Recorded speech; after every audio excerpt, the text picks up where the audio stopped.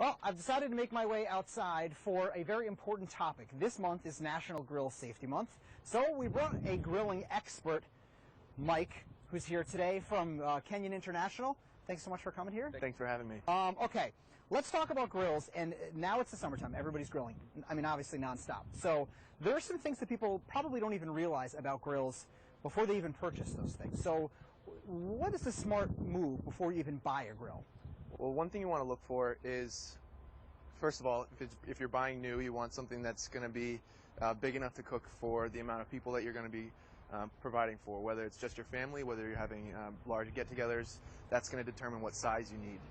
Then you need to factor in where you live. If you live in an apartment or a condo, that might restrict you to what types of grills you can use. So if you live in a house that doesn't have a lot of yard space, or if you live in a condo or something like that, can you grill with a full-sized grill on kind of a smaller patio? You know, people sometimes live in apartments that have patios on them. Right.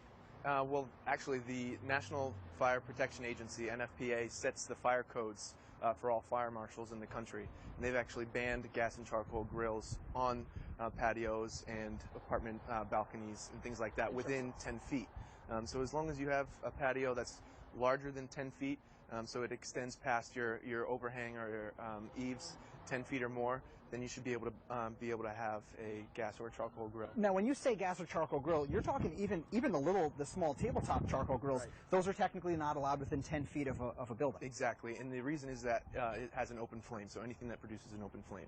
Okay, so if you live in a house that's got a decent-sized yard, what are the things that you should really be looking for as far as safety is concerned on an actual grill itself? Right, so the location of where you're going to be putting the grill factors into that. If you have low-hanging trees that might be able to catch some of that smoke or go up in flames, something like that, or an umbrella that usually people put over their tables, anything that's flammable, basically, you don't want to have in that area. Now, is it more dangerous to have a gas grill or a charcoal grill? I'm going to guess it's probably that a gas grill. Yeah, the gas has more variables. So there's the gas line, the gas tank, the burners themselves. Where the charcoal, you just have the contained briquettes or whatever you may use, wood chips to be able to produce that flame. Okay, so talk about what, as far as safety is concerned, what would you want to look for before you even start grilling?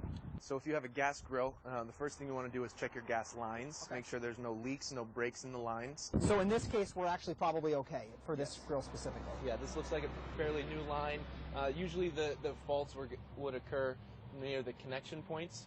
So make sure all the connections are solid. The line is screwed completely into the tank and then also to the burners themselves. Now, when you're firing up a grill, safety protocol.